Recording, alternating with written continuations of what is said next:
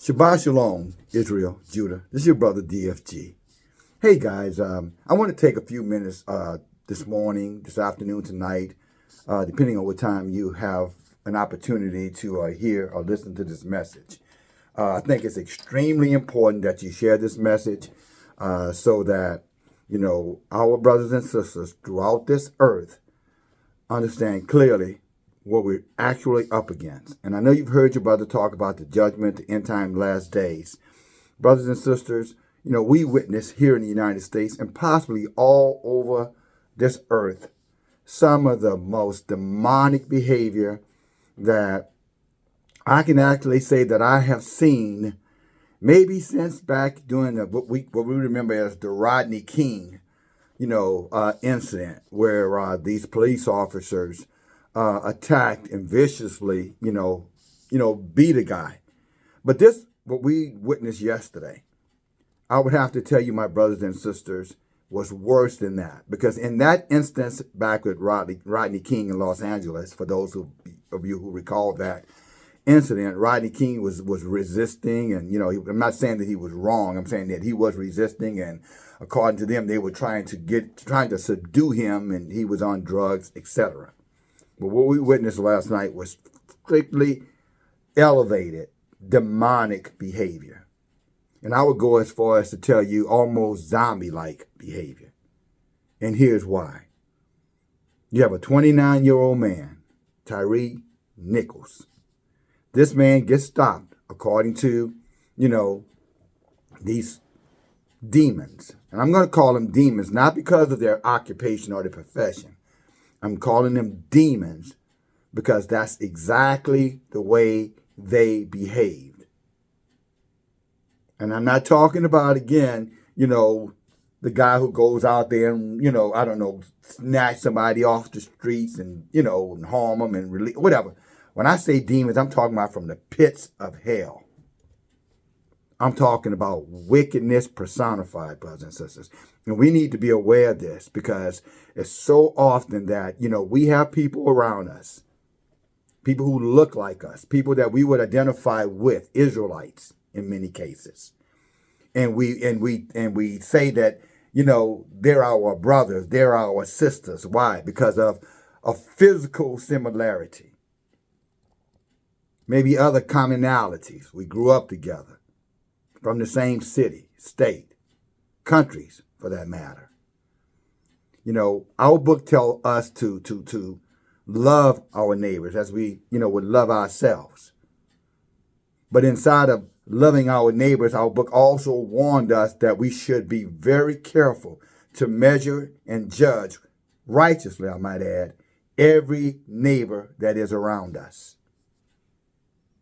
Our book gives us laws, statutes, and commandments to carefully evaluate our neighbors' behaviors.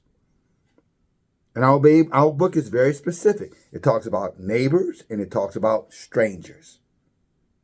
Again, when it talks about neighbors, it's typically talking to you and I. I'm talking about, according to our Torah, fellow Israelite men and women. And what I saw last night, brothers and sisters, was an indicator to each and every one of us.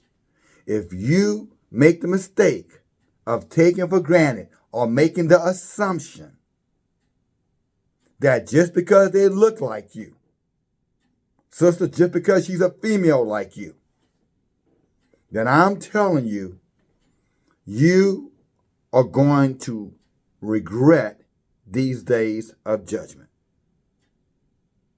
I'm going to say it to you one more time. If you make the mistake, brothers and sisters, of embracing others, standing alongside others, having others stand alongside you, trusting others because of the likeness of yourself, talking to you Israelites, you are going to, I'm going to use this thing, you're going to regret the day that you were born. If there was ever a time, and I say this, brothers and sisters, very carefully. I'm very conscious of what I'm saying. And I'm very careful on what I'm about to say. Very, very careful with that.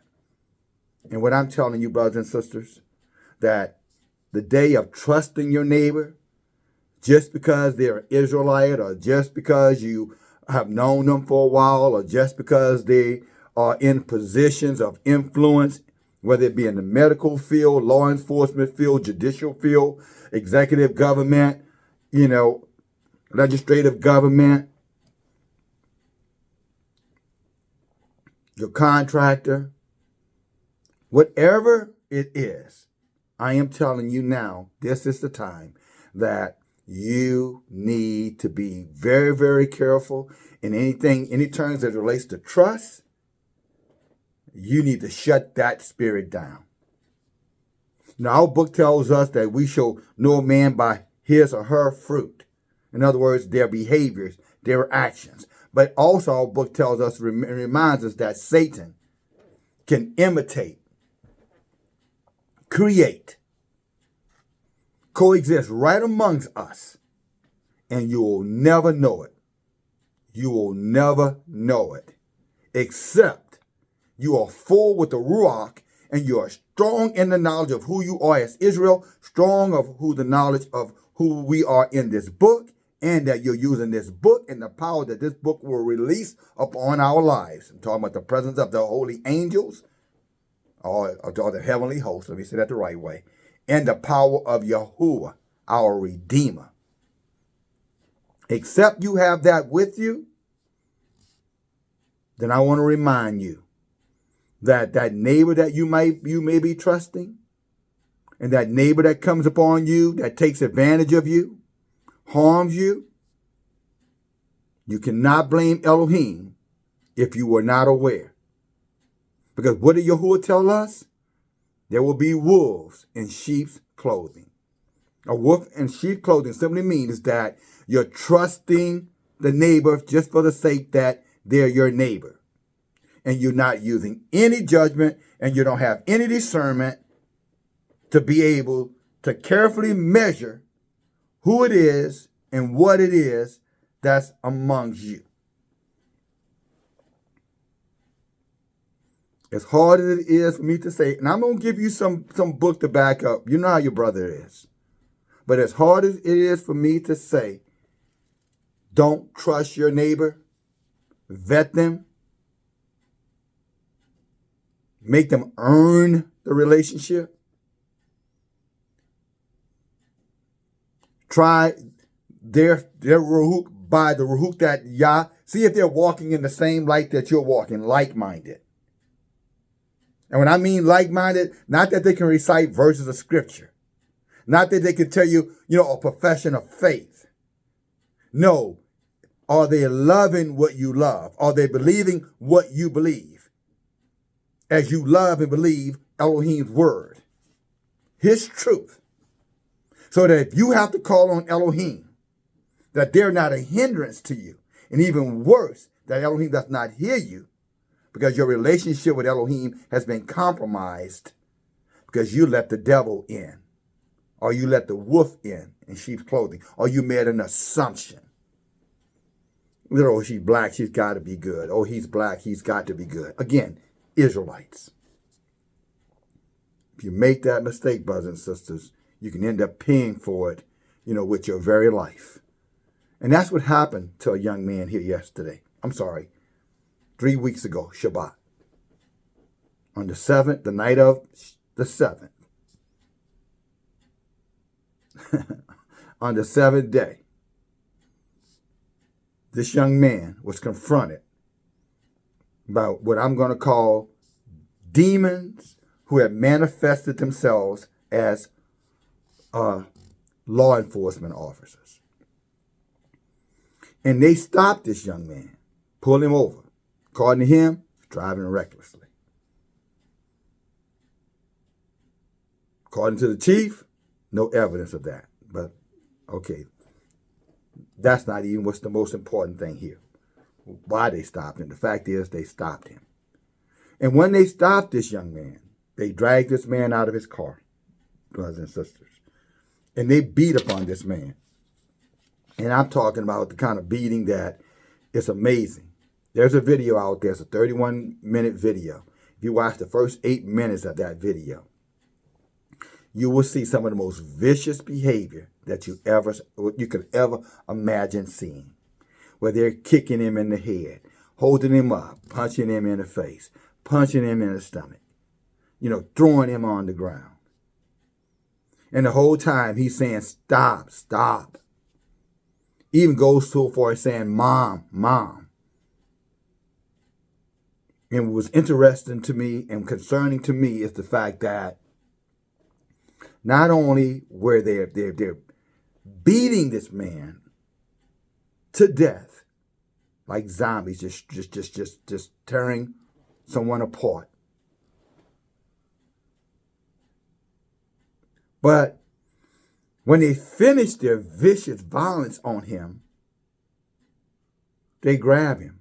And these are 5 so-called, Israelites. From what I saw their pictures. None of them from other countries anyway. All of them were from the greater, Memphis area. They drag his body and lean him up against one of their patrol cars. And then they start walking around almost in a state of confusion. It's the best way I can describe it. They're walking around. Some of them are winded because they've beat on him so viciously they're tired. And they're walking around with their flashlights like they're looking for something and just walking around, in circles, coming in, going out. And the thing that struck me strange, and this is going to get deep in a moment, brothers, so don't go anywhere. I know somebody said, well, I can see that for myself, DFG, but that you see everything you were supposed to see. That's what that's what we're going to be talking about here. But anyway, they're going in, they're coming out in this circle around this guy. They're winded, they're tired. But what they don't do, and maybe, someone can tell me, standard behavior is that if they've finally gotten the prisoner under control, and the prisoner's still conscious enough where you drag him, you can sit him up against a patrol car. Tell me, why didn't they put him in that patrol car and take him away? If these are humans, I'm just saying, 5 officers of the law, and it never entered to their mind to take him, place him in the patrol car, and take him to jail. But it was almost as though they were letting him sit there, waiting for some kind of instruction from some entity on what to do next. So they don't put him in the police car, and they let him sit there, and they're just walking back and forwards. And then, inside of this same video, there's a street camera. The street camera is pointing in one direction down the street. And then, miraculously, is what I'm going to say, the camera just shifts over to the incident, to where the destruction is happening. The demons are getting their blood sacrifice together. The beating where it's occurring. The camera just goes from it, just flips right over. I'm thinking that whatever's coming is going to come from the view of the camera. But the camera somehow shifts directly to where the incident is going on at. As though it's being controlled by someone else, by some other entity, some other force, as were these men. But I noticed a street sign. And this is very important, brother. I took some things down because I don't want to miss any of this. Praise Yahuwah. There's a street sign. The name of the street is called Castlegate. So this bloodletting is happening under this sign. 5 men, almost like a pentagon, like a what do they call that? It's not a, like the Star of David, pentagram. 5 officers, stars, pentagrams on them. 5 points to the pentagram. 5 officers there. He's sitting in the middle under a sign that says Castlegate. Now, if you don't know what a castlegate is, first of all, if you know anything about a pentagram, then you know that's an occultic sign. That's a demon portal sign. But I looked up castlegate, just Elohim in my rest before I came to you for you this morning. You know, these things that I'm sharing with you and more came to my mind to say there's something there for your brothers and sisters. And I want you to tell them about it. So I'm going to ask you, brothers and sisters, to share this video, share this message all over this earth. I don't care where you live, Africa, Asia, Europe, South America, you know, wherever you are, the United States, share it. There is something going on here, brothers and sisters, that is very, very demonic. There are portals that have been opened from hell. And it's all around us. And most of our people have no idea. Most of our people are looking at that video. Oh, what a crime, what a shame, what a shame. They're not understanding what they're seeing, brothers and sisters. I'm afraid many of you did not understand what you saw. But the street sign says castlegate. And so I looked up, what is a castlegate? A castlegate is a portcullis. A heavy castle door, or a gate, like gateway, or a gate made of metal strips that form a grid.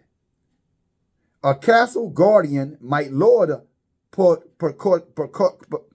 portcullis to protect the people inside from an invading army. It was common during the medieval times for the castle to be protected by a portcullis or two. And if you know what I'm talking about, if you go back and you look at some of these medieval and the castle, they have this big old gates that they raise the gate up when they're allowing people to enter into the courtyard of the castles. And it's a big metal, heavy metal gate, and typically there's spikes on the bottom of it. They drop that thing down on you, that thing will crush whoever it drops it down on. And with the spikes, it intends to destroy whoever it might be. So here it is, they do this sacrifice in front of a medieval portal or entry or gate. Brothers and sisters, I will tell you that's the gates of hell, is what they're symbolizing or signaling to the occultic community. A gate, a portal, an entry point for medieval or wicked ancient times.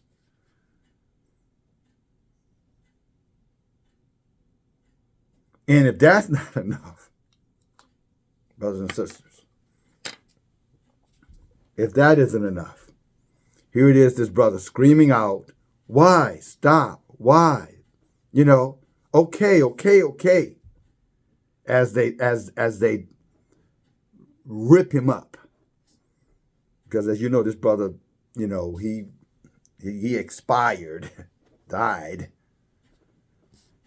from the brutal destroying of his body by those demons who looked just like us. But we're not, as I'm talking about. They looked like us, but they weren't us because they were demons, but they had taken upon or whatever forces that had entered into their bodies and had taken on the role of the evil of times past, the medieval times. In their pentagram circle of destruction, all conducted right for the whole world to see. And what even hurt it, you know, some, for me, I always thought it was kind of peculiar that a grown man, you know, if he's being attacked, you know, would call for his mother. It's just peculiar to me. Not normal. for a grown man. A child, yes, I get it. But a grown man, almost 30 years old, typically in a fight is not going to call, or if he's being attacked, is not going to call for mom. Maybe help, but not mom. But he did. And all I could say to myself is, if he only knew who he was. Because the demons knew who he was. The demons know who all of us are. They know who belongs to the 2/3 who are going to be destroyed, and they know who's the elect of Elohim. Do not get that confused in your mind. Elohim, Yahuwah, knows those who are his, and Satan knows those who are not his. And for many of our family members, our neighbors who are dilly-dallying on the fence, I believe, but I don't believe. I believe, but I don't have to keep the commandments. I don't believe because the Torah is done away with. I don't believe because I believe that Jesus is my Savior. He knows exactly who you are, and he knows exactly who you're going to call on, and he has no fear of you for those very reasons that I just stated. Because I'm going to put it out there. If that brother knew who he was as Israel, and he knew who had his back, and if that brother had called out, Yahuwah, Yahuwah, Yahuwah,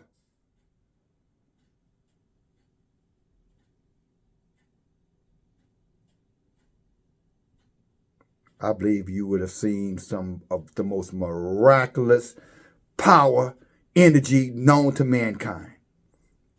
I believe you would have saw fire come from the sky and burn them to a crisp. That's what I believe. In a vision last night, dream, I'll call it, I saw a woman, this is all correlated, that was overseeing this incident, this sacrifice. And this woman had on a white coat. And she was flying over, looking down on it. And it's almost as though I could see how she could see it from her perspective. As although, our eyes were kind of in sync. Had become one. And we're both looking down at it. The incident, the whole thing. And she's just flying back and forth, flying back, just looking at it, saying, whoa, whoa, whoa, whoa, W-O-E, W-O-E, whoa, whoa, whoa.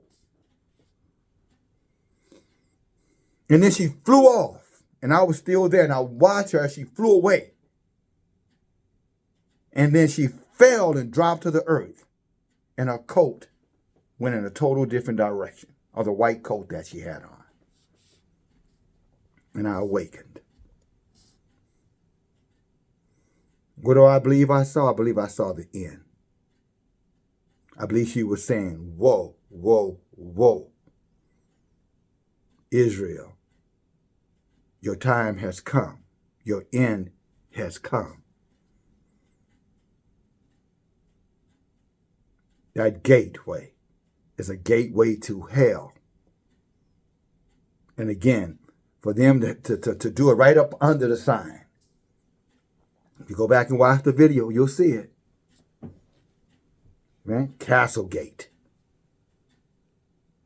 Now, brothers and sisters, those of us who have been around for a few minutes, we know that these people do nothing by accident. Everything occultic has a reason and has a position. All these things have a meaning attached to it. And of all the places, the camera goes from here, looking out down a road, then shift right over to the incident. And when it shifts, that's when you see the beating occurring. The beating is actually have already started. The demons are already attacking. And they're doing it right under the sign, right under the camera for the whole world to see. And instead of arresting him and putting him in the car when they were done, they dragged him and sat him on the ground up against the car. And as they walked around like zombies with their flashlight, as though they were looking for something, going back and forth, as though whatever force that had them had finally released them Again,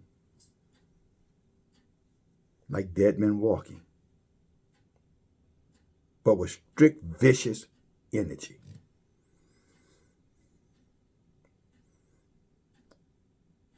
Brothers and sisters, we're in a time that, again, to make assumptions about who you are around or who you let into your circle of what I call control, without knowing that they're, that who these people actually are, it's going to be a huge mistake, and it's going to be a regrettable mistake. If they do not love Yahuwah, brothers and sisters, then you're going to have to turn off the lights. I'm talking about that light where, you're constantly pleading and begging and trying to reason with them. You need to pull yourself, come out from among them and be set apart. Unless what you saw last night, if you saw that, if you had to stomach it, you very well may be dealing with something in similitude, if not worse. And this evil is not just attacking Israel, by the way. It's all the death spirit is all over the land now. There was a mother of 3 children just the other day. 6-year-old, I want to say maybe 5-year-old, and a 7-month-old. I think that was number 6 and 5, or maybe 5 and 3. 5, 3, and a 7-month-old. Mother, 32 years old. She strangled all 3 of those children, strangled 2 to death, and then the 7-month-old died a few days later from physical harm that was done to that infant by its mother. And of course, they're trying to explain it off as some post.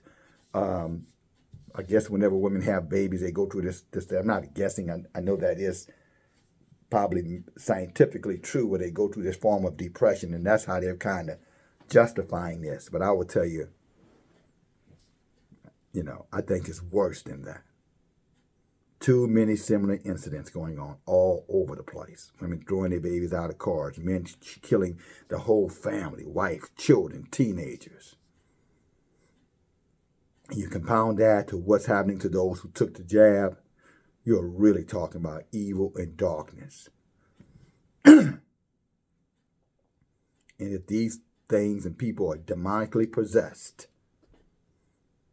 what do you think is going to happen to you if you're not strong enough to fight back? And I'm not talking about physically fight back.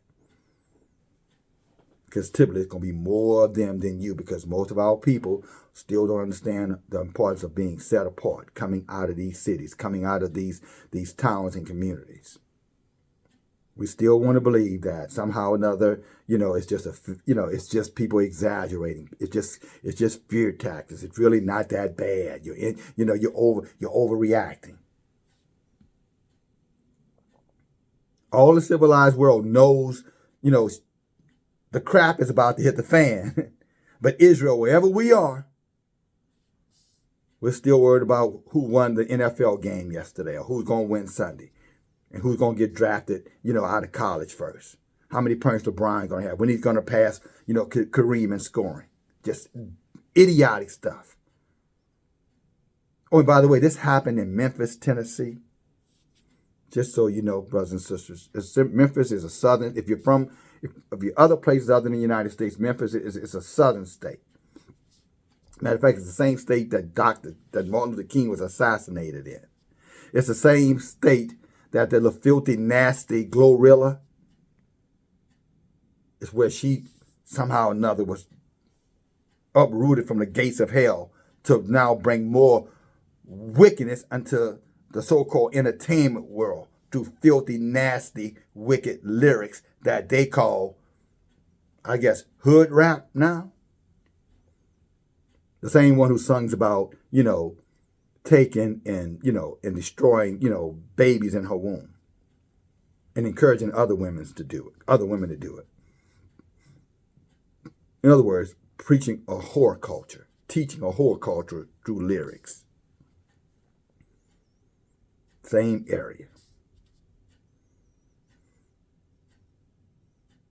Again, brothers and sisters, this is what Elohim has revealed to me and what we saw. What we saw last night was a sacrifice. A blood sacrifice. What you saw was a blood sacrifice. Wherever you are on this continent, is what you saw.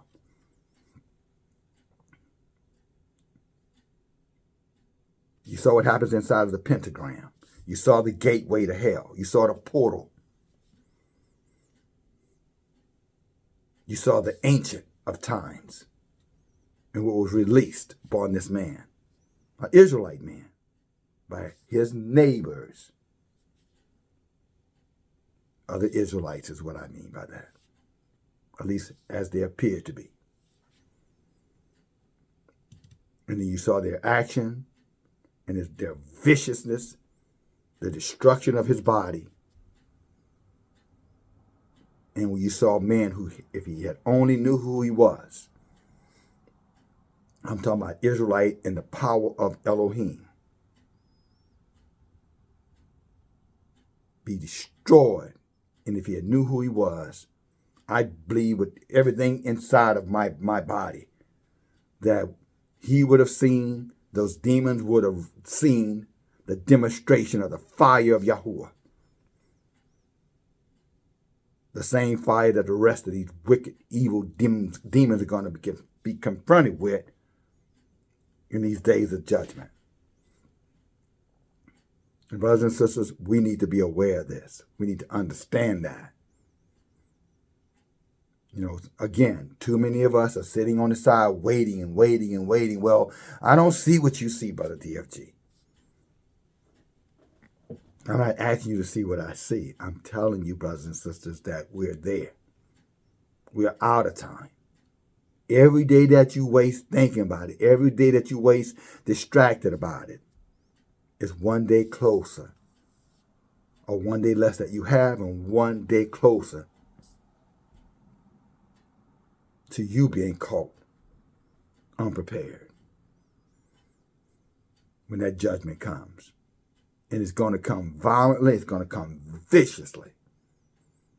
And again, I'm saying to every single one of you, you mothers, you fathers, my brothers, my sisters, you young people, it is time to come out of the debauchery, wickedness, evil, whatever you think is enjoyment, occultic behavior, idol worshiping,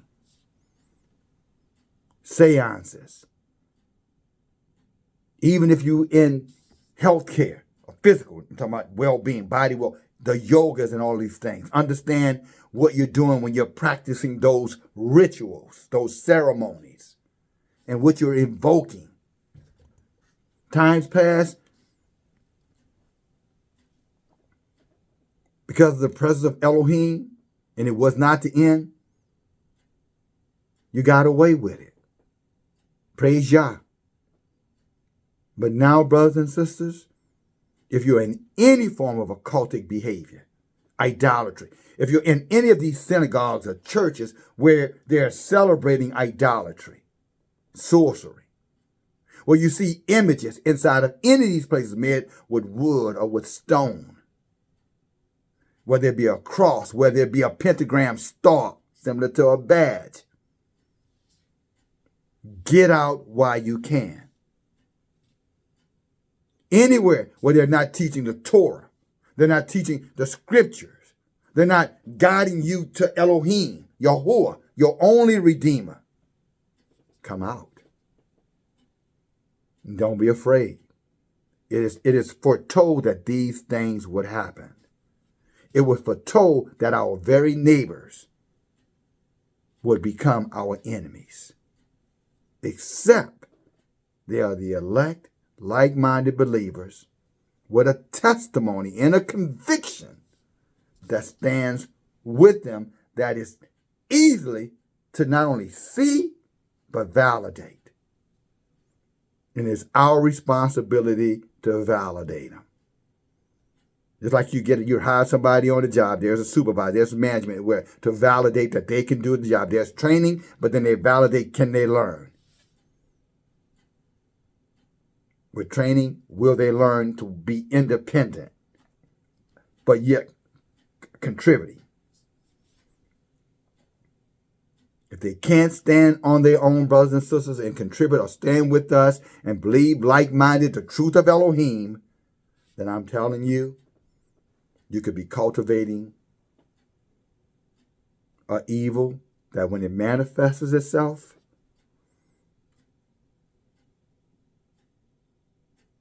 you could very well regret the day you ever laid eyes on those people or that individual. And again, brothers and sisters, remember, it could be people in your own household. The demons are not sitting around saying, they're related to DFG, so therefore I'm not going to bother them. No. They have to be covered by Elohim. And if they're covered, and they've been validated by DFG, whoever you may be, if you're a like-minded believer in this truth, then there's a certain level of protection against that darkness. Otherwise, brothers and sisters, you're going to have to come out or get rid of them, push them out, and ultimately come together as a nation of people. The book talks about the gathering of his people, the gathering of his people. It's all through through the Torah, warning us to gather. Of course, you have the religious, church doctrine. Don't forsake the assembling of yourself together. Although it's almost like you just have a little meeting and go home. That is not what the intention of assembly means. Meaning that we come together, we stand together, we live together, we trade together, we fight together, we pray together as one people under Yahuwah, Israel, and the stranger straggler who is wise enough to attach themselves.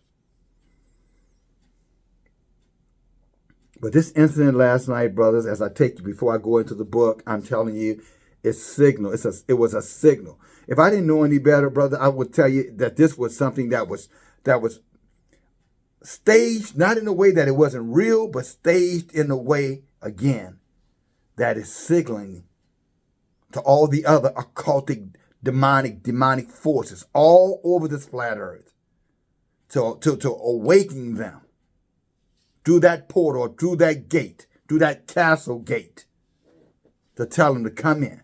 And if you remember the viciousness of medieval times, how they slaughtered women, how they slaughtered men, how they slaughtered children, then you understand the significance of a castle gate, what it represents, the time that it was constructed in, and what was going on in that time. As the book says, it will be like that in these last days. Grids going down, no energy, famine, no water in many places, no power, no electricity. How they will be in the streets, going out of control, doing anything that came to their imagination. A castle gate, a portal, a warning.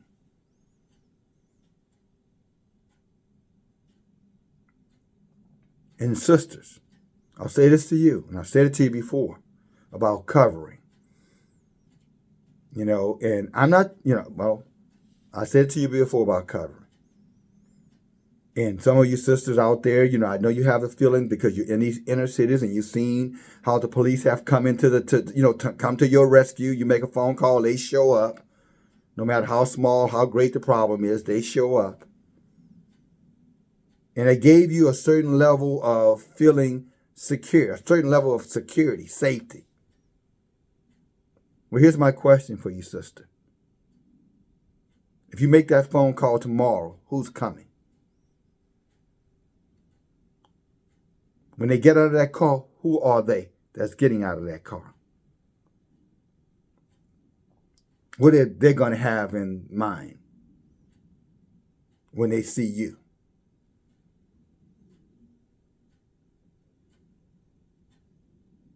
Do not be naive, dear sisters.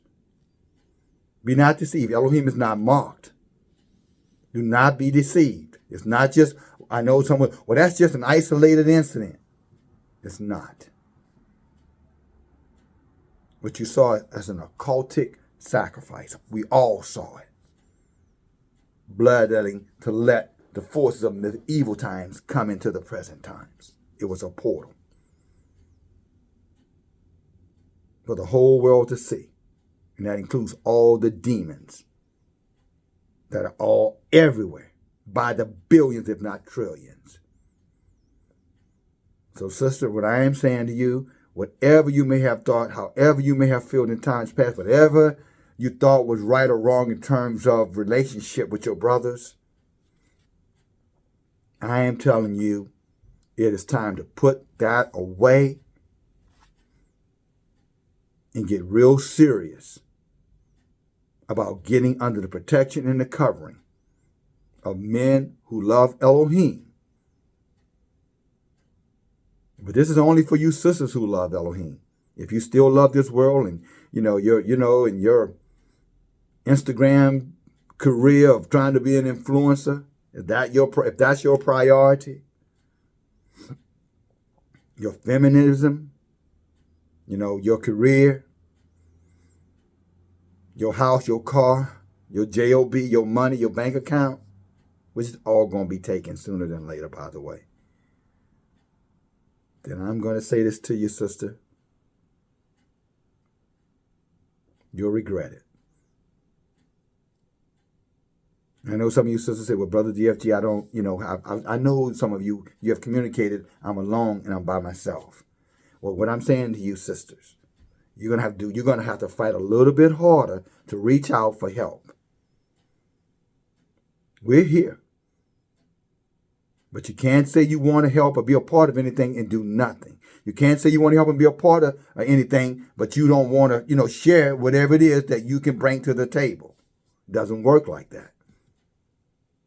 You have to be 100% in or 100% out. That's the only way Elohim will tolerate it. And that goes for the men too. But I'm talking to you sisters in particular. Young, middle age, old, doesn't matter. You're going to be the first, you're going to be the bounty. These demons, and just because they're demons does not mean they will not physically assault you. And I'm not talking about destroying your body through vicious punishment, but I'm talking about sexual abuse as well, in every kind of imaginable and unimaginable way. And they won't care if you're 80 or if your daughter is 6. Now, again, this is, I say this all the time. I've said it before. When your brothers come to you, the men that you want to see, we come to you with truth, and all of a sudden you do. I don't really want to hear that. Though. I don't want to hear that kind. I want you to tell me that T.D. Jakes said everything gonna be all right. I want you to tell me what General Jennings say. Just holding this and just be holding this, you're gonna be all right. I'm telling you, brothers and sisters, if you're not in the Word and you don't know whose you are and whose you are and who you are, you will be defenseless when that day of judgment approaches you. And even in the knowledge of who you are, there are commandments, there are declarations, there are expectations that you have to conform to, and you leave pride at the door. This is a warning of love. This has nothing to do with anything but love. I'm giving to you what Yah gave to me. You can take it or you can reject it. That's totally up to you. But for whatever reason, he loved you enough to put you in a situation where you can hear this. Do you love yourself enough to receive it? That's the question.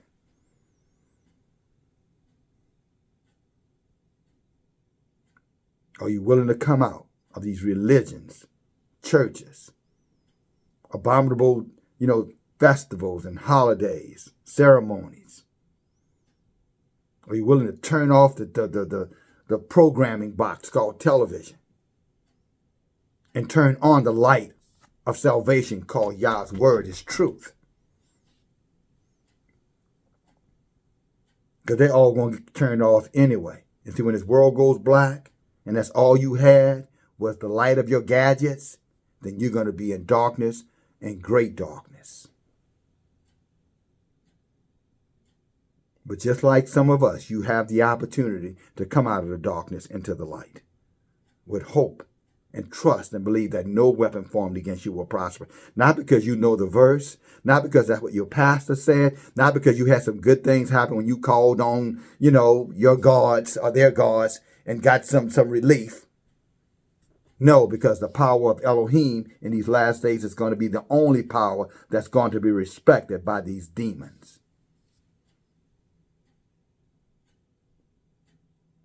And they will run from that light.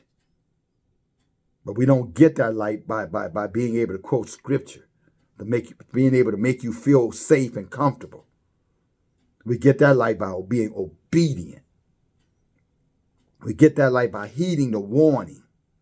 We get that light by coming together as one. We get that light, men, by doing that. Your head in the book. Learning, fellowshipping. Walking away from pride and walking into your power, your strength. So that when these demons attack you, the first thing coming to your mind is Yahuwah, damn them. Yahuwah, destroy them. Yahuwah, show yourself strong to them. That's the first thing that comes to your mind. But how it's going to come to your mind if it's not constantly on your mind? How? You have to train your mind, just like you train your body. Your body and your mind, there's a certain part of our bodies and our mind that are instinctive. That's going to react to what is accustomed to. It's going to be the first notion is what is considered normal behavior. If that means in danger to run, or if in sadness, cry, that's where it's going to go. But if that mind is trained on Elohim, if your mind is trained on Yahuwah, morning, noon, and night, I can assure you, brother, instinctively, intuitively, sister, you're going to call on that power. And you're going to see something beyond somebody healing, your mama from cancer. No disrespect. What you're going to see is something so phenomenal. If y'all didn't slow your heart rate down, you might drop dead from the excitement of what you're going to see in action. But you don't get that unless you're a part of that. You don't get that hanging out here in this world, being distracted by all these abominable behaviors and traditions and customs. You don't get that like that. There's a price to pay to get what we have. And we know it because we pay the price every single day. And we understand that the moment we walk away from him, as his word says, when our day of need comes, he's going to walk away from us. And I don't know about you, but I ain't having that.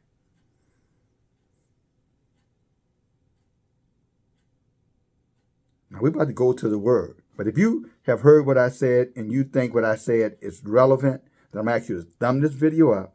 And again, I'm going to ask you to share this video. You're not the only one that needs to hear this message.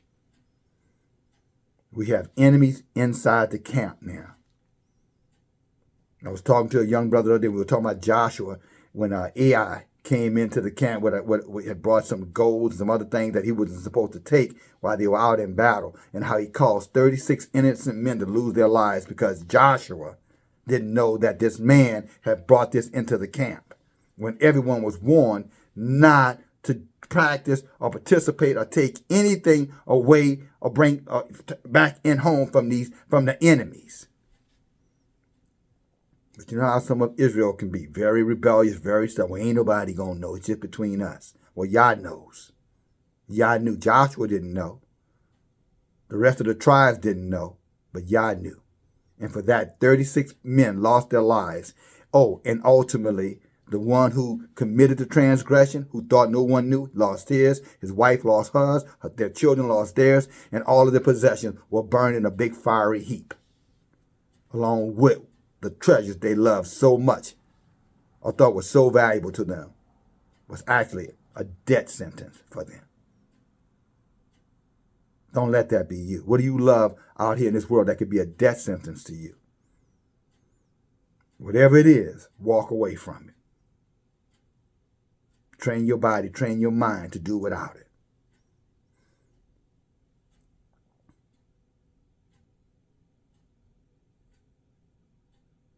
But thumb it up, send it off, talking about this message. But that said, let's go to the word, just to, give you something. And brothers and sisters, you should have your something. I'm not going to say the Disciple Bible, it's expensive. I have to tell you, it's expensive for a Bible. But I will tell you this one, when you can get it, whenever you can save up to get it, or if you can go get it or purchase it, go cyper.net, cyper.net. Get a great deal over there from what Brother Mendez shared with me. He did. Spanish-speaking, Spanish version. English-speaking, English version. With a lot of Hebrew text in it. Text. And apocryphal books. But if you don't have a cipher, then the 1611 King James Bible, download it. Go to your app store and just download it. Some of them are free. Now, the books we're going to look at are not apocryphal books. These are just books that are there as a warning to us. These are the apocryphal books that were stolen or hidden from us. You follow me? Is why you need to get them back in your possession. But the ones we're going to cover right now, if you have a standard Bible, go there, pause the video if you need to, get your highlighter out, amen, and then follow along with your brother.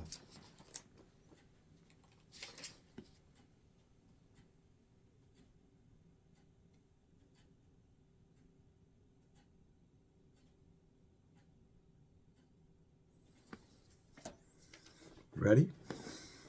Okay, we're going to go to the book of Micah. Or Micah. Not Malachi, Micah. M-I-C-A-H. Chapter 7, verse 1. And it reads, Woe is me, for I am as when they gather the summer fruits, as the grape leanings of the vintage. There is no cluster to eat. What he's simply saying is, woe is me, is that, I'm a tree, I'm a fruit tree, but I have no fruit. I'm Israel and I don't know who I am. I love Elohim, but I have no works to support my love. If a stranger was around me 10 minutes, he would not know what I believe. Or she wouldn't know what I believe. In other words, I'm here, but I have nothing to show for it. Woe is me. He said, a good man is perished out of the earth. Let me back up. I don't want to skip here. The grapelings of the vintage. There is no cluster to eat. Again, a carcass. It's like a carcass. After the lions finish with it, there's nothing left for the vultures. And that's so many of our people. We're Israel, but then again, we have no idea what that means.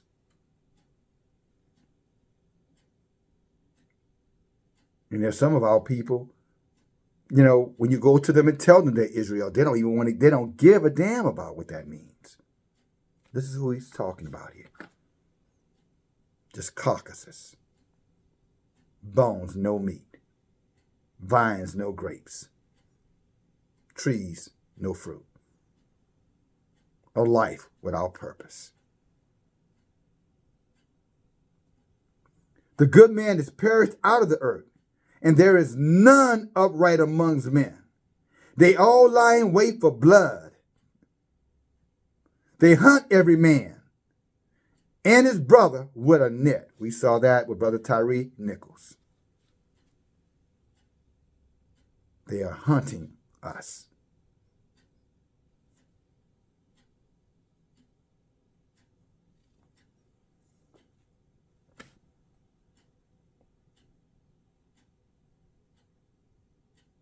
while they hunt every man his brother with a net. I think I might have said without, so I want to clarify that. They're hunting us. Hunting us.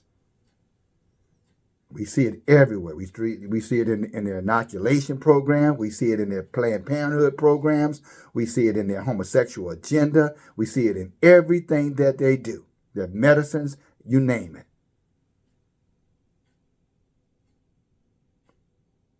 Anti-family, anti-everything as it relates to us.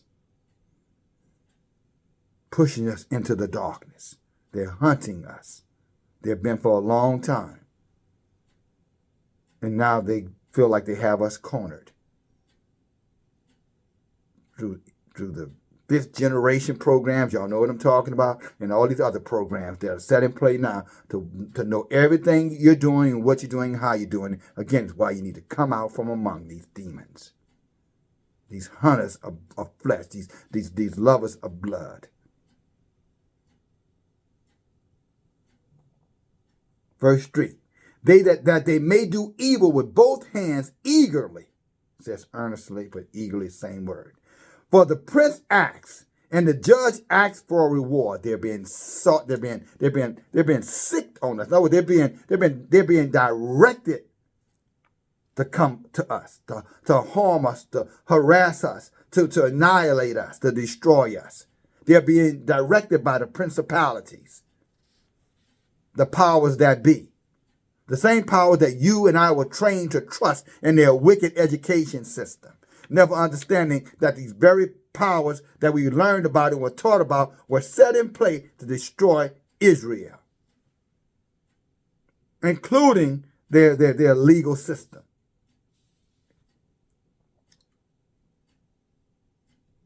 Courthouses, jailhouses.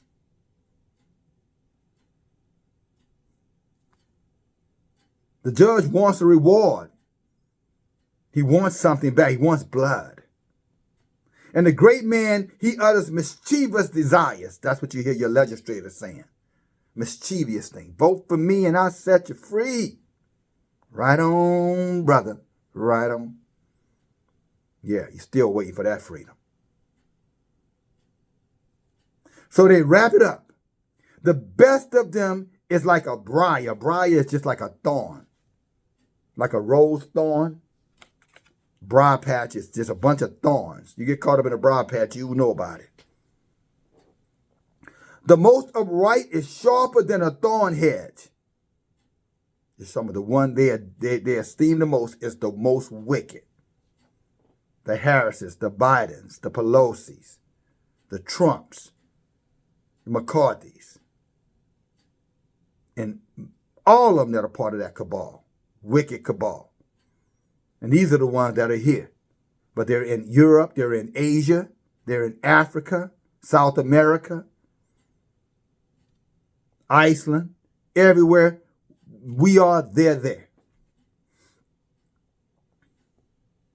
The upright is sharper than a thorn hedge. The day of your watchman and your visitation comes.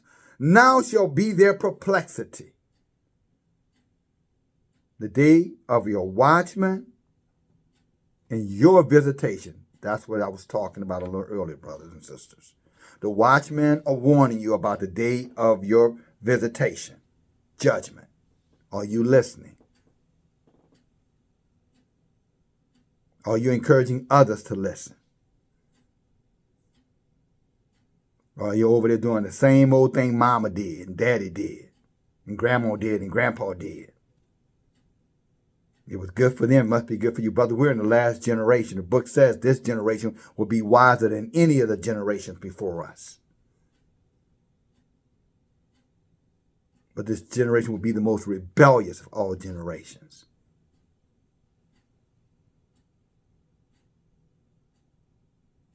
Knowledge will increase amongst the heathens among us. And in that knowledge, because they don't love Elohim Yahuwah, they don't know whom they are, then they become guardians of this dark, evil planet, Earth. And everything in their imagination, everything that comes to their mind, that is what they're going to do, and they're going to feel justified in doing it. And that's exactly what we're seeing everywhere. all around us, all around us. It's the visitation, the evil that's coming. Watchmen like myself and others, our job is to forewarn. And I'm going to talk to you, my brothers out there, your elderly brothers, your elder brothers, not elderly, but elderly too, but your older brothers out there. Don't forget what your role is, my brother. And many of you have shown yourself to be very faithful, supporting me in this channel. Brother Adrian, Brother Roderick, Brother Robert, Brother Bobby, Brother William, Brother Dennis, Brother Jonathan. And I'm sure there's a couple of others that have slipped my mind. But we need more of you to stand up and do it. 2 or 3 brothers can't do all this heavy lifting by themselves. We need your support financially, and we need your support in partnership and community. No more sitting around saying, man, this is a great channel. No more, I don't care. I don't agree with everything he says. Time out for that. This is not about, cherry picking. It's about taking a stance, making a commitment, and taking a stand. And I hope you're listening, my brothers, all of you. And it's the younger men too. I hope you're listening as well.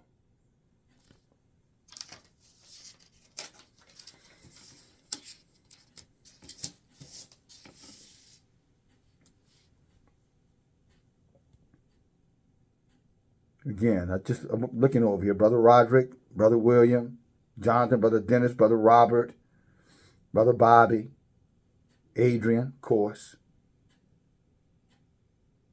And those of you who I may have missed, I'm telling you, we're counting on you.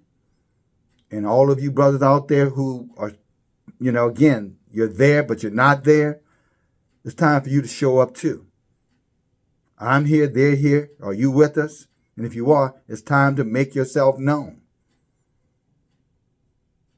This is a time of visitation, of evil. We need you. We're asking for your support. We're asking for your help. Not just financially, and yes, we are asking you for your financial assistance. I am asking you. But it's not just that. That action is just so that, your brother can continue to do what Yah has put upon his heart to do. For our people's sake. But we also need your strength, your energy, your prayer, and your like-mindedness. The power of menti. The power of one. When it's interconnected. One to put 1,000 to flight. You know this, my brother. 2 put 10,000. What would 10 of us do? 1,000,000? What would 40 of us put to flight? 1,000,000,000?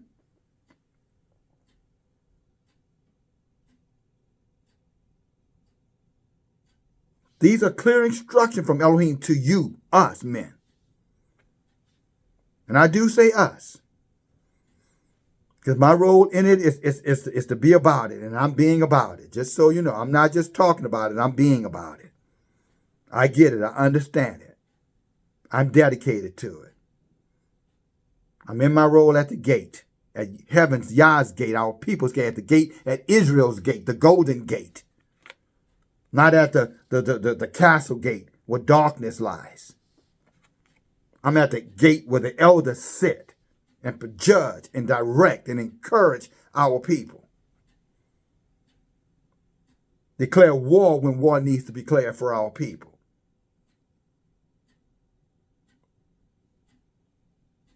I'm on my post, and all I'm doing is asking you to get on yours.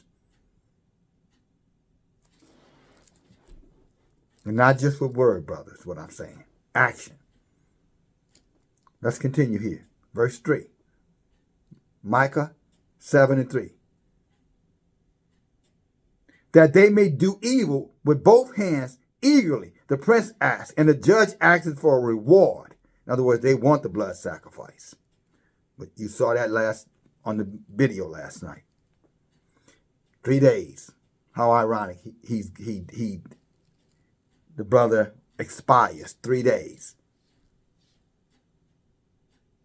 Jonah 3 days in the belly of the whale. Abraham 3 days in the fiery furnace. Then something happens. or deliverance or death, depending on what side that we're on.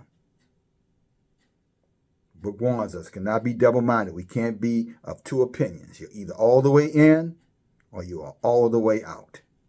No almost counts here. The score was 90-91, and you were on a team that was 90, you lost. If the game was competitive and you fought and you clawed and you bled to the end, and the score was 91, your opponent was 90, you won.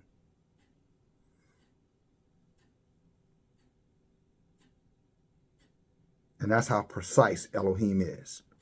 That is his standard for every last one of us. No respect of a person. And many great men, and the great man, he utters his mischievous desire. So they wrap it up. The best of them is a briar. The most upright is sharper than a thorn hedge. The day of your watchman and of your visitation comes. Now shall be their perplexity.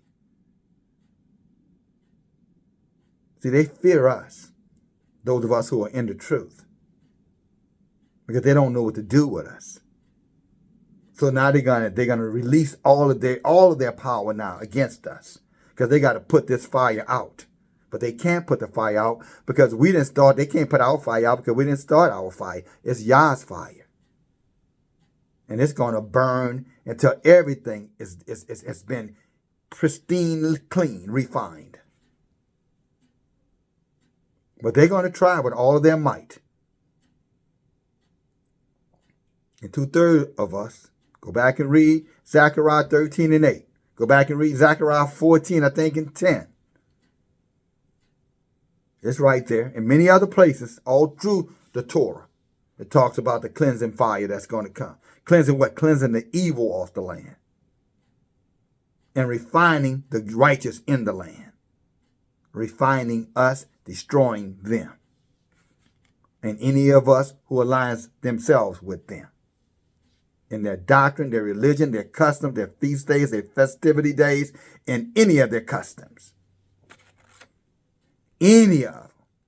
When you identify that as theirs, you come out. When you know it goes against Elohim's truth. And what is truth? His word is truth. And you have watchmen to help you and guide you through that, complexity at times until you're strong enough, i.e. our weekly Bible study.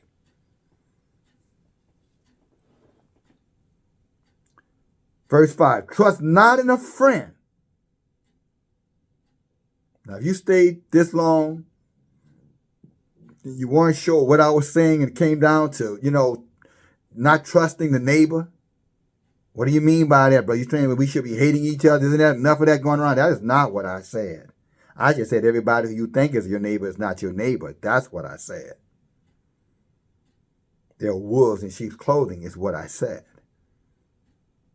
And it's your job to search that out. And you can with the light of Elohim shining upon you and upon them. And you will know them by their fruit, by their works, by their behavior, not by their words and the ability to shout and raise their voice and cry, and weep and holler and scream and fall down on the floor and run around speaking in tongues. Anyone can imitate that. Satan most certainly can. God's looking for truth. He's looking for discipline. He's looking for obedience. It's better to obey than the sacrifice, is what his word says.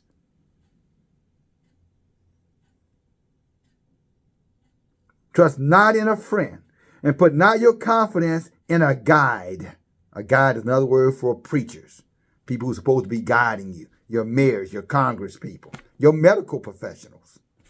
A guide, your educators. Don't put your trust in them, is what the book is saying. Guard the doors of your mouth from her that lies in your bosom. Wow. Guard the doors of your mouth from her that lies in your bosom. Don't talk yourself into things you can't get yourself out of, brothers. Don't make commitments, brothers, that could be damning to you, is what it's saying. Out in the street, it was a whole saying, and little children, cover your ears. It was an old saying back on the street, don't write a check that your ass can't cash.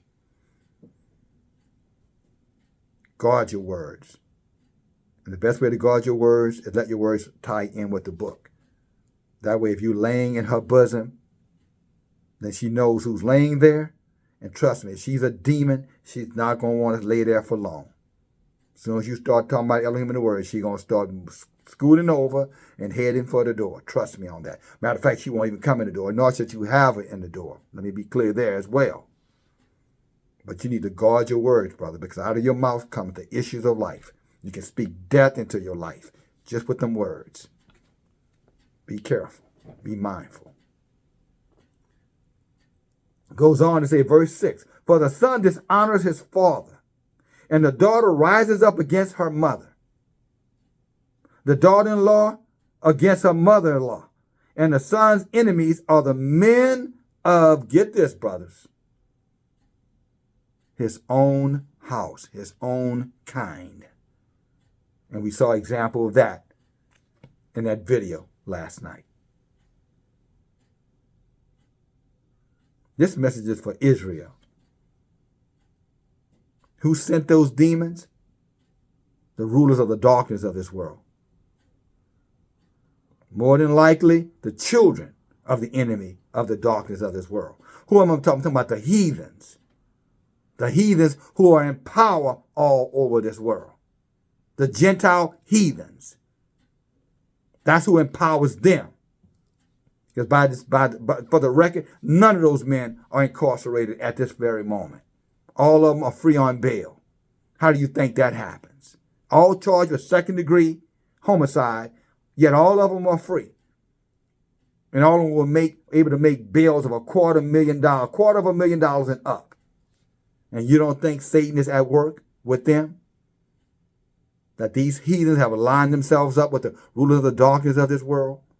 Many men and women in our households, our communities, are being guided by those same demon spirits. This is why it's telling us, trust not what you believe is a friend. And you men out here, some of you, I know you're concerned about your son's behavior. Me and my son don't have a relationship, but I can't convince my son. Brother, understand, it is prophesied. You can't change that. It's not your fault. I know you're looking at it with other better father. No, you were the best. You were the man that you were. Mother, same thing applies to you. Well, maybe if I'd have been a better mother. No, you're the woman that you were, and you are the woman that you are. You cannot change anything that's already been done. All you can do is change what you have in your circle of control right now. Walking in condemnation is not going to fix you, brother and sisters. Be humble enough to learn from the past and be gracious enough to walk in the presence of the love and the power and authority of Yahuwah as an Israelite or stranger. Get your head out of the sand. There's only darkness down there. Oh, and sand. Get your head up. See the space, the expanse of the heavens where you are. What are we learning in the book of Ecclesiastes? I want to say it's 11 and 9, that a living dog is better than a dead lion. Yes, I said that right. A living dog is better than a dead lion. Why? Because the dog is alive and the lion that is dead knows nothing. When you're living in the past, you're like something dead, brother, sister. Nothing you could do about that. But if you're present in the now, seeking Yahuwah, obeying his laws, obeying his statutes, obeying his commandments, then everything is possible for you, including everlasting life in the new heaven and the new earth that's set aside for those who love Elohim. and who keep his laws, statutes, and commandments. That includes you, brother. That includes you, sister. If your daughter-in-law wants to despise you, then just disassociate yourself. Your son-in-law wants to despise you, again, just disassociate yourself. Remove them from your presence. If they knew the law and they were keeping the law, they would know that they're in abominable behavior in the first place. Our book says you honor your mother and father all the days of your life. That is the commandment, regardless of how they may feel about you or us. Why would you honor someone who does not honor Yah by allowing, their despisement of you to cause you to not be able to walk in the strength of who Elohim has called you to be, brother and sister, mother, grandmothers, again, fathers, grandfathers. No, don't give them the satisfaction. Let them die in their bitterness and their hatred, because they're going to burn in hell, because they're outlaws. Yes, I said outlaws. They're vagabonds. They're out of the will of the law, so that makes them outlaws. And all outlaws can do is what? Bring trouble and harm and destruction. Rebellion. Confrontation. Conflict. Disorganization. Despisement. Hatred. Bitterness. Envy. Lacks integrity. Hates Elohim. Yahuwah. A man's enemies are the men of his own house. So, brothers, you can have a woman in there. That's your enemy. Women, you can have a man in there. That's your enemy. The book. It doesn't have to be that way, but it can be that way. And that's why this message needs to be resonating for all of us. Your brother too. I'm going through it for the third time. You're going through it to the first. You're hearing it the first time. I'm hearing it for the third time. I had it in my head all night long. Imagine my rest or lack thereof. Yeah, it costs me something. But I'll gladly pay it for my brothers and sisters, the price.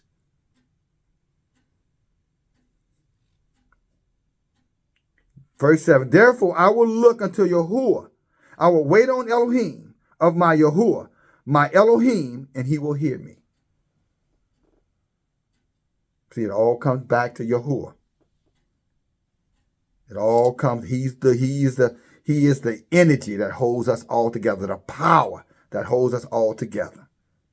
That's why one can put 1,000 and two 10,000. That's why when our enemies come in, from all around us, Elohim lifts us above the enemy. Don't let the enemy win over us. If the enemy is winning, then we're in rebellion. Not the behavior, that's not the nature of Elohim. He made it clear. Be not deceived. Elohim is not mocked. Whatever we sow, we reap.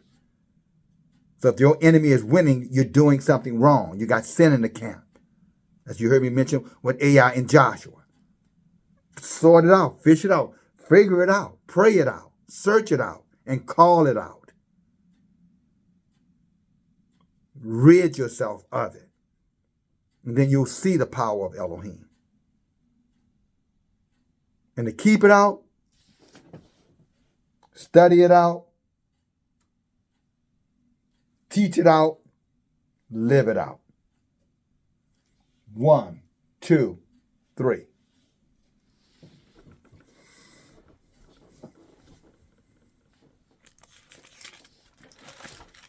One more place I want to take my brothers and sisters. Follow me over to the book of Isaiah, chapter 3. And then we're done, y'all willing. This is the book of Isaiah, the messenger, the watchman, the prophet of Israel. For behold, Adonai Yahuwah the Almighty, takes away from Jerusalem and from Judah the stay and the staff. You know what that means when he says he takes from us the stay and the staff? That means he takes away our stability. He takes away our ability to function, to win, to establish ourselves. He takes away our confidence, our reassurance.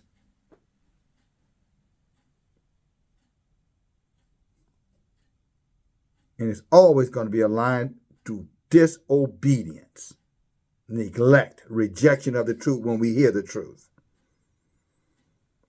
Some of you who are listening to this message, someone sent this message to you, a family member, and you've been in conversation with them about who you worship, who your Savior is. And you're struggling with them because you think that somehow they have lost their way, or they're being misled or going the wrong way. Not misled, but they're going the wrong way.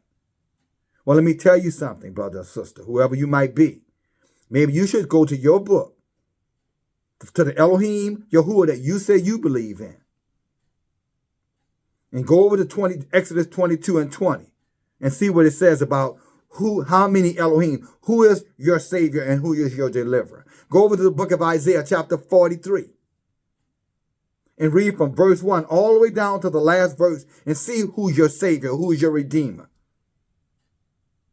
and how he feels about anybody else replacing him or attempting to replace him.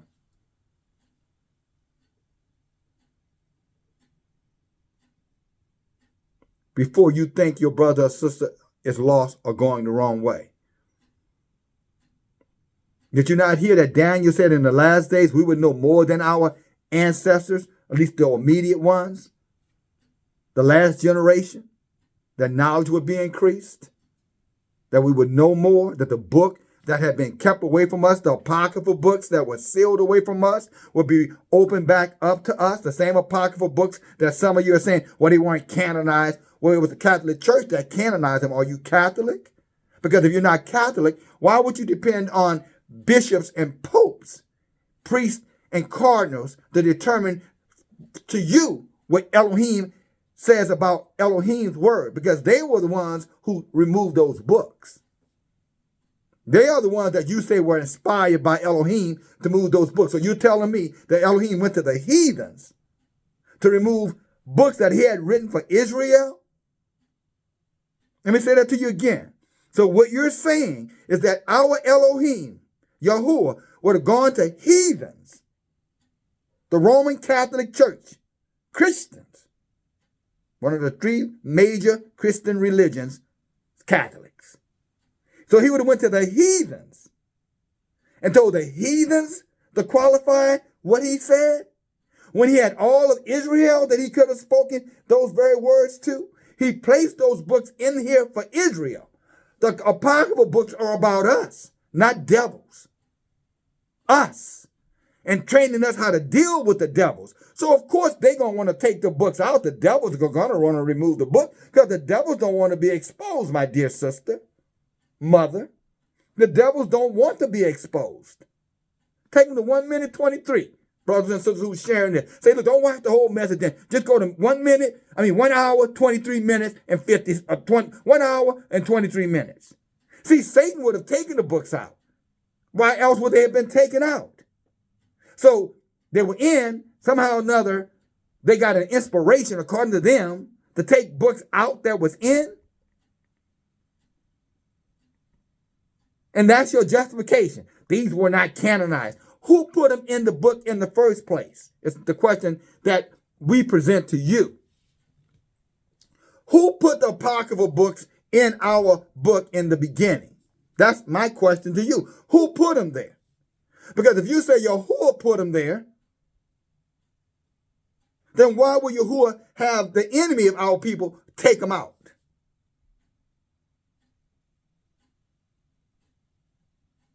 These books were hidden from us because of judgment against us, for idolatry, for following and trusting the heathens who took them out. So therefore we were in the darkness, worshiping idolatrous gods and demons, thinking we're doing what's right. You know, you have true believers who are sitting here saying that they believe in the Torah. Talking about professing believers. You're saying that you believe in the Torah, that we need to keep the commandments to live. But you go right over there and you quote New Testament letters written by Paul. And one of those New Testament letters written by Paul. Now you sit on one side, and remember, now we're going to get into, we're going to talk about double-minded. The dangers of double-mindedness. You agree that the Torah is established by Yahuwah for Yahuwah's people. You agree to this. That the Torah is what we live by and we're going to be judged by. You agree to this. But you go over to a man who in the book of Galatians, chapter 6, right about verse 3, and this man goes on to tell people that if you obey the law, you are cursed. And cursed is everyone who trusts in the law. That's what he said. Matter of fact, I think it's Galatians chapter 3, not 6. My apologies. Galatians chapter 3. Let me just read it. I don't encourage over here anymore. I studied this in and out for 3 decades. And I was just as lost. So I'm not judging you for studying it. I'm judging you for staying in it. Well, Yah is judging you, not your brother. But this is how he felt about the law. He says in the scripture, for sin, Elohim would justify the heathen through belief. Preach before the Besorah to Abraham, saying there was no Besorah in Abraham's day. That's a lie. There was no got spell. That's a Gothic word coming from an Old English text. There was the Torah. Verse 9. So then, verses 3 and 9. So then which they which be of belief are blessed by believing Abraham. But those who rely on the Torah works are under a curse. Yeah, that's what he said. How can he curse what Elohim has blessed? How can a man curse what Elohim has blessed? And blame it on Abraham who kept the Torah. If you put out on these Bible studies, we talk about that. Abraham didn't violate the Torah. As a matter of fact, Abraham tore down idol gods because of the Torah. He confronted his own father based off of the Torah. Abraham was trained by Noah, who absolutely kept the Torah. But this one man, Paul, wherever he came from out of the deserts, wherever he learned from, according to him, has got millions of our people, if not billions of the people on this earth, quoting doctrines of devils. Again, Galatians chapter 3, verse 10. For those who rely on the Torah of works are under a curse, for they are written are accursed. For they are written for the accursed. This man saying that the Torah was written for the people who are cursed.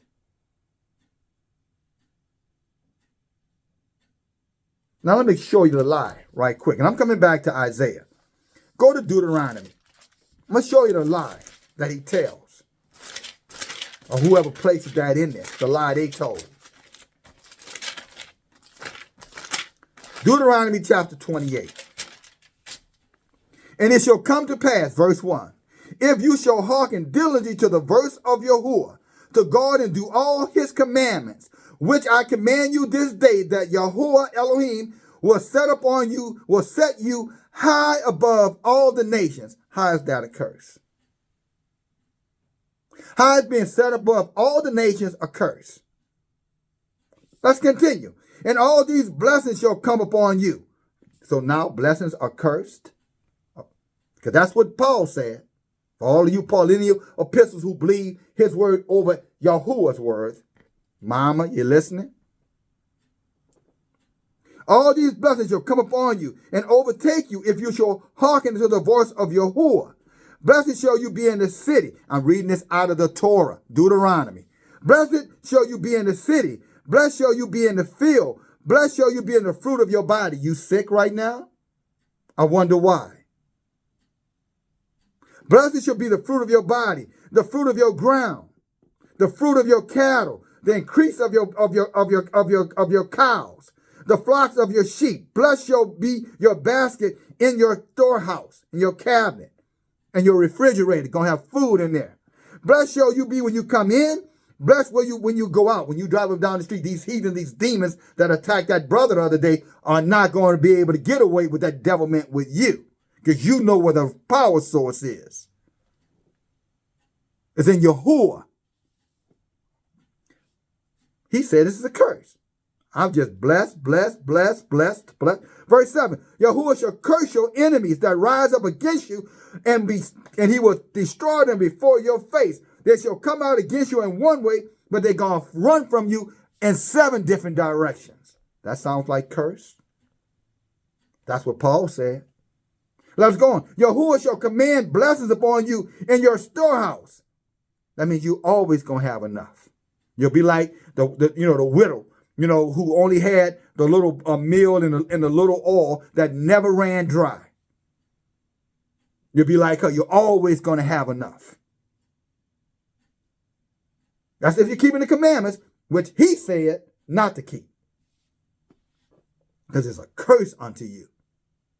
Yahuwah shall command blessings upon you in your storehouses. And that's with an S, plural.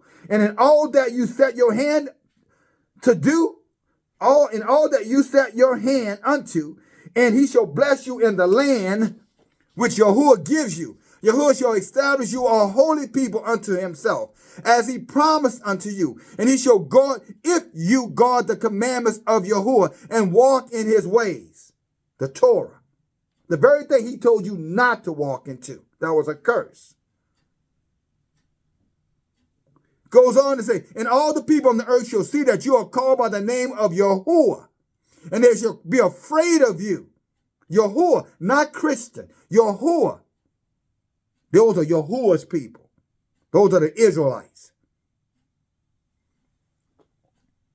And Yahuwah shall make you plenteous and good, and the fruit of your body, that means your babies, and the fruit of your cattle, and in the fruit of your ground, and in the land which Yahuwah promised unto your fathers to give you. And Yahuwah shall open to you his good treasure. The heavens shall give you rain unto your season, unto your land in his season, and bless all the works of your hand. And you shall lend to many nations, and you shall not borrow. You'll be the lender, not the borrower. You won't be in debt. You'll be the debtor, not the debtee. And Yahuwah shall make you the head and not the tail. And you shall be above only, and you shall not be beneath. If that you hearken unto the commandments of Yahuwah, which I command you this day to guard and to do them.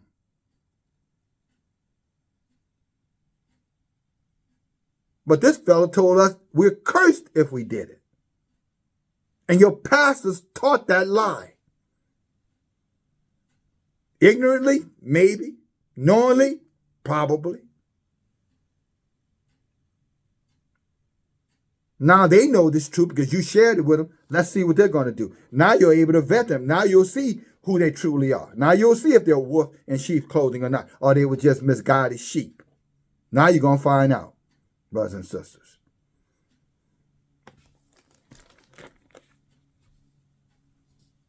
After the old saying go, let them put that in their pipe and smoke it.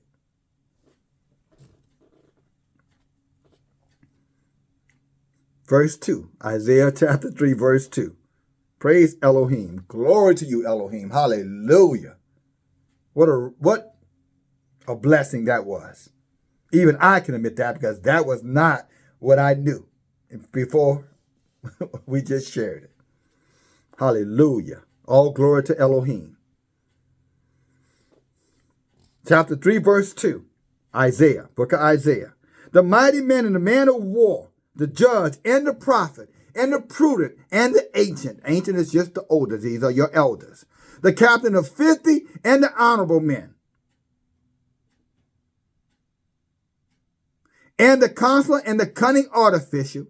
That's your politicians, preachers, manipulators, and an eloquent orator, these guys who speak well, beautiful voices. Voices sound like trumpets, but nothing to back them up. That's your Geno Jennings and your T.D. Jakes and your Creflo Dollars and the rest of that circus, the Chitlin circuit. And I will give children to be their princes. And this is the judgment, by the way, brothers and sisters. This is the last day judgment. I just want to take you back. You know, your brother will come out, but I'm bringing you back in. Bringing you back in so we can wrap it up. We're in evil, wicked times like no time ever known in the history of mankind, brothers and sisters. Don't let anybody tell you anything different. We're in the connectivity of all things. That makes this the most evil and wicked time, because now they can control your every action, your every move, and depending on what you let them put into your body, your ability to function or not. Turn you off and on like a light switch.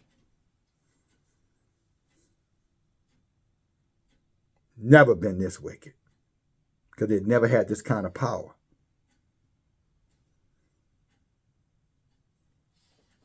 Over all mankind, I'm talking about on the earth, because they didn't know what certain people were on this earth.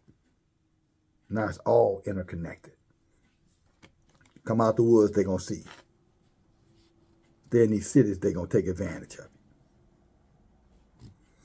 So I will give children to be their princes, and babies shall rule over them.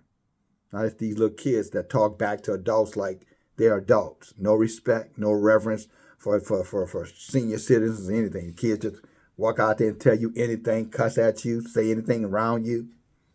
You tell them something, they'll ignore you or tell you to your face they're not going to do it. Using vulgarity in front of you, just you name it. No respect for the ancient or the elderly. And I will give children to be their princes, and babies shall rule over them. And the people shall be oppressed, everyone by another, and everyone by his neighbor. Who's going to do your oppressing? Who's going to be our oppressors in the last days? Neighbors. Who are our neighbors? People who are looking just like us. Israel. The stranger, of course, they're going to do it. They were born to do it, to be our adversaries, except for those who came out, who coming out, and who's going to stay out. The rest of them, they were our enemies. They were born to see you and hate you. It's in their DNA.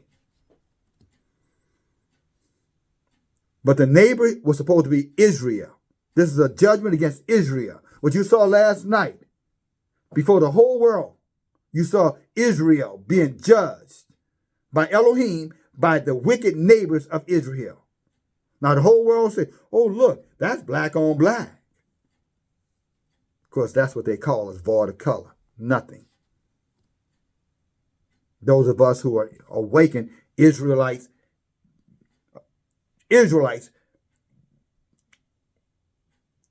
destroying,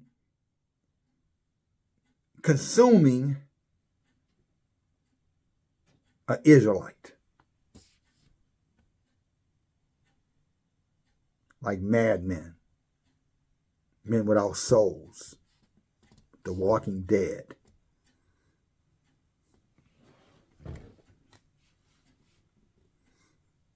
Verse 5 again, Isaiah 3 and 5. And the people shall be oppressed, everyone by another, and everyone by his neighbor. And the child shall behave himself proudly against their parents, and the base against the honorable. In other words, folk who have no right to be calling us into question will take and think that they have the authority, the right, and the accreditations to do it. You see, I'm running to this channel saying all kind of things with some of them. Like they have the right to say it, and they have no clue most of the time what they're talking about. Pushing some dogma that they learned from somewhere else. And now they're all knowing, and they don't know anything. But disrespectfully will come and confront their elders. Why? Because of arrogance and pride. Because I want to, that's why. That's their attitude. But that's their judgment. And if you're one of them, well, you heard it from the book. Straight from the horse's mouth, as they say.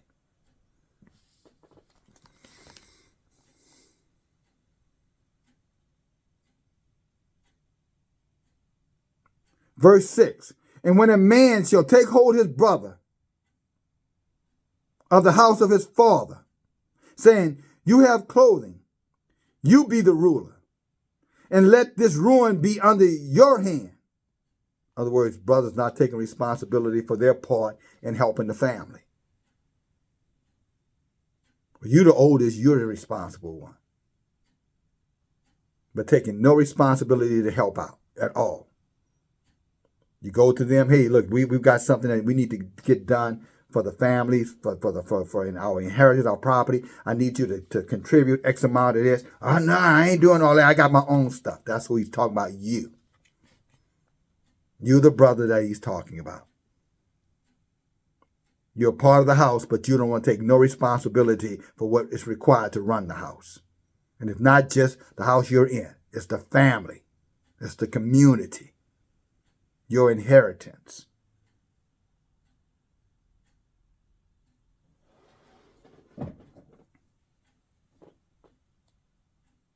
Well, you make more money than me, that has nothing to do with it. It has nothing to do with it. If I make $1, I give a dime. If I make $1, I give a dime. You make 10 cents, you give a penny. It's called equity. A tithe. When a man shall take hold of his brother of the house of his father, saying, you have clothing to be our ruler, and let this ruin be under your hand. That's all it's saying. Since, well, you make more money than me, you take care of it. No, we take care of it.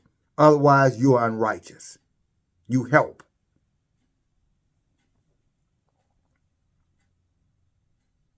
Verse 8.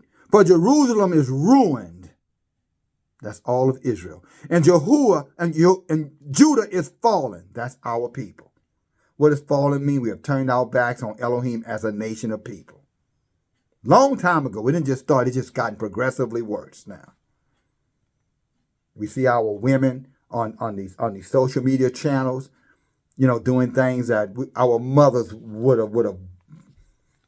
If they were alive, they would drop dead, and if they knew about it in death, they would turn over in their graves to see their daughters and granddaughters doing what our women are doing on social media. And not only our women, but the children of our women doing it too. And men, you ain't got nothing to brag about because you just as bad because you feed the debauchery by supporting it, financing it, even giving it your attention. Oh man, Brother DFG. Well, you're not Yah's man. Yah said, let there be no whores in Israel. Let's go to that right quick. The Torah. All these lovers of the Torah. I keep the Torah, bro. I believe in the Torah, bro. Okay, you believe in the Torah. I'm glad. That's important. Man, very important. Deuteronomy, chapter 23, verse 17. In the Torah. That's called the Torah, brothers and sisters. Brother, I'm talking to you right now. That's called Deuteronomy. It's a part of the Torah. Okay? You keep the Torah. You believe in the Torah. You honor the Torah. Well, here's what the Torah has to say about whores. Women who exploit their body for money. Same thing, men whores too. And that includes transgenders and all those other kind of alternate lifestyles. You are included. It said, there shall be no whore of the daughters of Israel, nor a sodomite of the sons of Israel. You know what a sodomite is? One who commits sodomy. A common day name, homosexual. Male and female. Again, Deuteronomy 23. Don't get mad at me. It's in the word. You say you love the Torah. You say you belong to Elohim. You say you are Israel. You say you are the elect, the 1/3. You say Paul is a liar saying that we're cursed under the law. I agree with you. Now let's agree with what the book says. Let's agree with the Torah says. And the Torah says, 23 and 17, there shall be no whore of the daughters of Israel, whores, nor sodomites of the sons of Israel. You shall not bring the hire of a whore or the price of a dog into the house of Yahuwah for any vow, for both are abominations before Yahuwah. Abomination, both the whore and the sodomite are abominations before Elohim. So all of these, new wave, religious, inclusive, congregations now, well, everybody is welcome here. And I've heard Geno Jennings say it, Jake say it, Dollar say it, Jamal Bryant, I heard many of them say it. Oh, everybody is welcome in it. It says you don't bring whores and sodomites into the house of Elohim. But that tells you where they are. It's not the house of Elohim. It's where they are castle gates, dungeons, castles, medieval demons and wickedness and idolatry, murder and mayhem, debauchery. That's what's in there. You're going into when you walk into those places, just say, I'm walking into a castle gate now.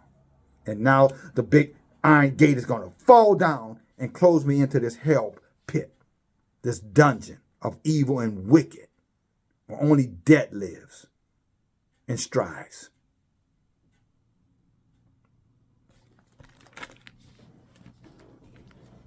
That's the Torah for you, huh? No wonder Paul hates the Torah and teaches Christians to do so.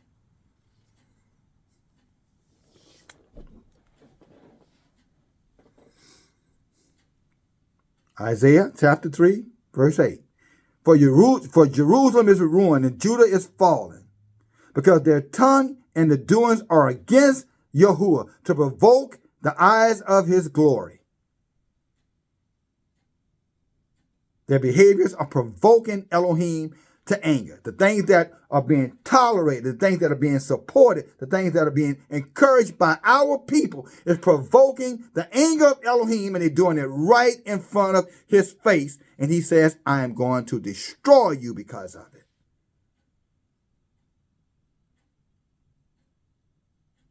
Two-thirds to be exact.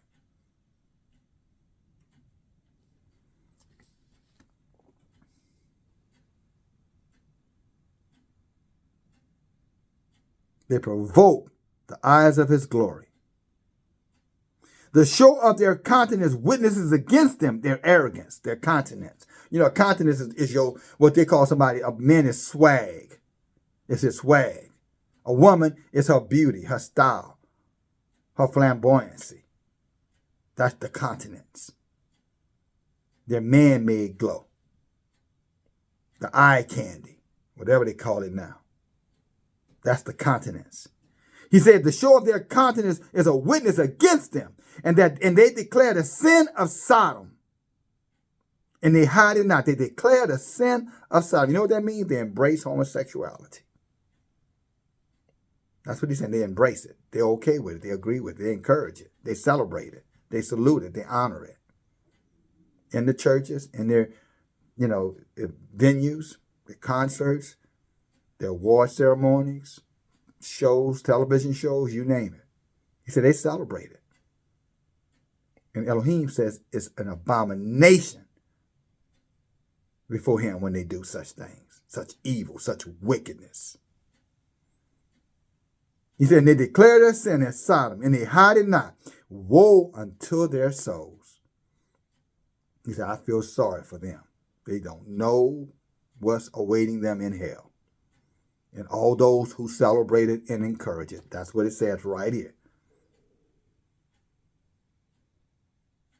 And for they have rewarded evil unto themselves. In other words, they are reaping what they have sowed. They're going to reap what they're sowing. Goes on a little bit farther. Say you to the righteous that if it shall be well with him, for he shall eat the fruit of their doings. Woe unto the wicked, it shall be ill with him, for the reward of his hand shall be given. Again, you will reap what you sow. If you do righteous, you can expect righteous. You do good, you can expect good. You do evil, you can expect evil back. So those are my brothers and sisters that are going through some things. Again, search it out. Look around. Something is wrong. Something is wrong. It's just like Joshua was warned by Yahuwah to go through the camps and bring everybody before the elders of the camp until they sought out who was the evil in that camp. What man was it? That's exactly what you should be doing, brothers and sisters, when evil is all around you and everything seems to be, have this odor of death around you. Destruction, sadness, disaster. Every time you think you're getting ahead, you fall back. Something is wrong. Depressed, anxiety, stressed out all the time, hopelessness. Only time you're happy is when you're indulging in alcohol or drugs or sex.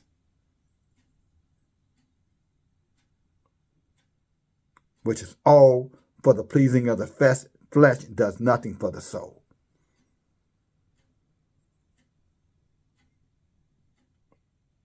You're reaping something. You're doing something wrong. If any of that is you're experiencing day in and day out. I'm talking about momentary things. We pray through some of those things. But if that is the constants in your life, what I just described, there's sin there. Somewhere, something is out of alignment. It could be your belief. It could be the way you're praying, your lack of praying. It could be your lack of studying, your lack of obedience, your lack of trust. You're celebrating the ways of the vanities of the heathens. You love the things of this world. Something is a cause. Something is causing it, what I'm saying. It's not happening coincidentally. It's not chance. It's a judgment. I didn't read the rest of Deuteronomy 28, but if I'd read 15 and down, it would say, cursed will be all these things that would happen to you if you didn't keep the commandments. The very thing he's telling you, that agent over there called Paul.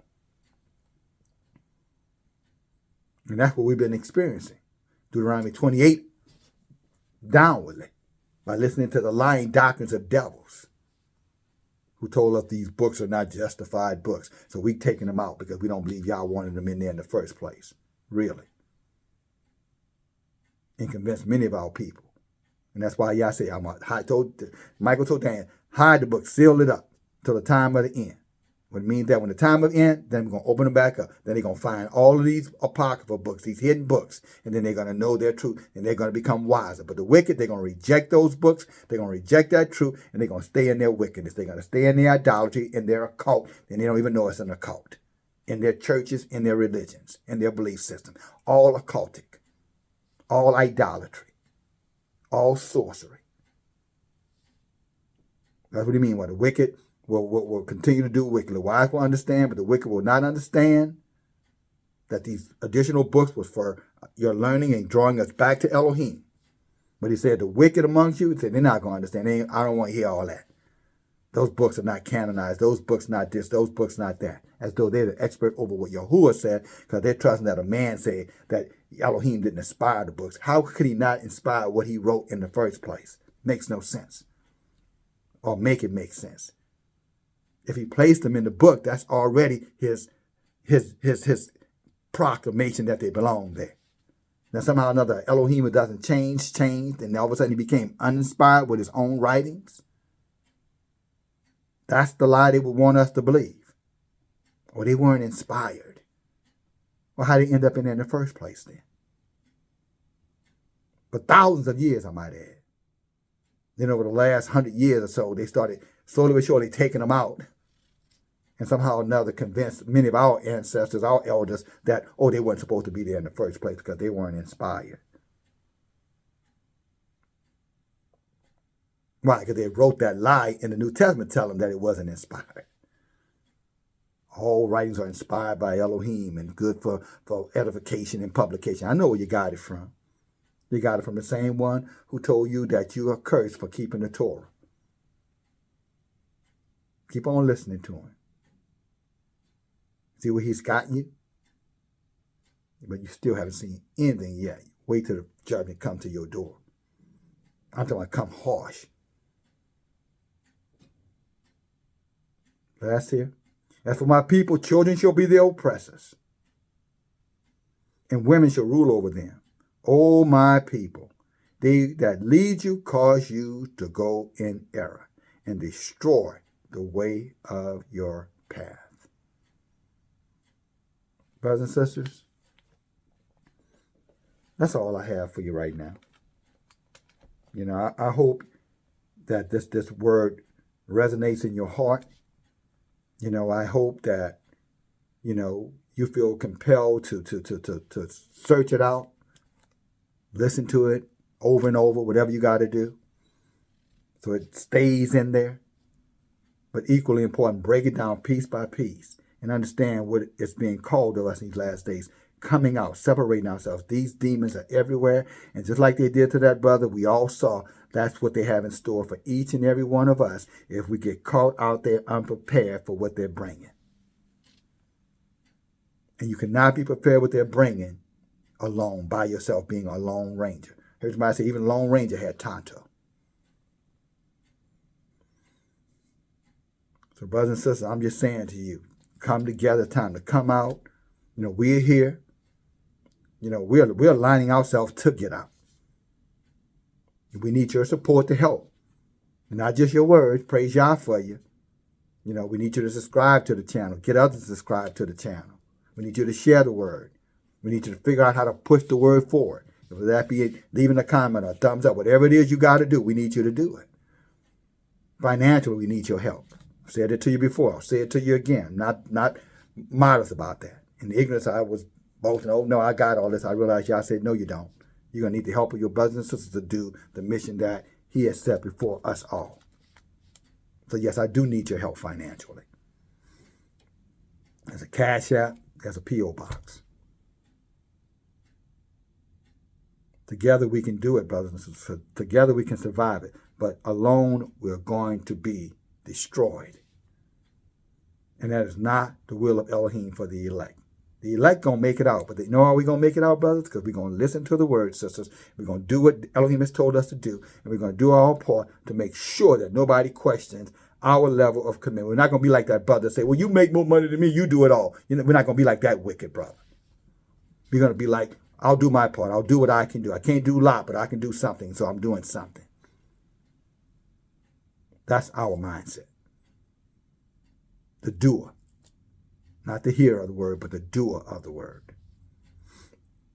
That said, don't forget, this coming Wednesday night, 7 p.m. Central Time, y'all willing, we'll be together. We'll be back in the word. We'll see where Elohim leads us. You know, someone was asking me, what are you going to be studying? I don't always know, brothers and sisters, because I want Elohim to lead us. He knows better what we're going to need Wednesday better than I know today. So wherever he leads us on Wednesdays, that's where we're going to be. Unless collectively as a group we make a decision, then that's, then praise Yah. That's for edification purposes. I get that as well. But I don't know today where we're going to be Wednesday. We're going to be wherever Elohim tells us to be, wherever he tells your brother to be. But I promise you one thing, we'll be there, we'll be conscious, we'll be diligent, and I guarantee you, my brothers and sisters, you'll hear our hearts in our study. And we invite everybody to come out. 45 minutes, that's not a lot of time. 45 minutes. Time to get in the book with like-minded believers, discuss the word, talk about plans, talk about current events, so that we'll all not be ignorant of the devices of Satan and all of his millions, if not billions, of demonic helpers, including the 5 from the other night. Watch your neighbors, brothers. Everybody that's your neighbor is not your brother. In Elohim, I mean. Everyone that's your neighbor is not your sister in Elohim. And those are the ones that we need to watch out, take care of, look out for support, help, encourage, love. All right. DFG. Again, Shabbat Shalom, brothers and sisters. I hope to hear from everyone very soon. Push the video. Push the message. Thumb it up. DFG. Bye now.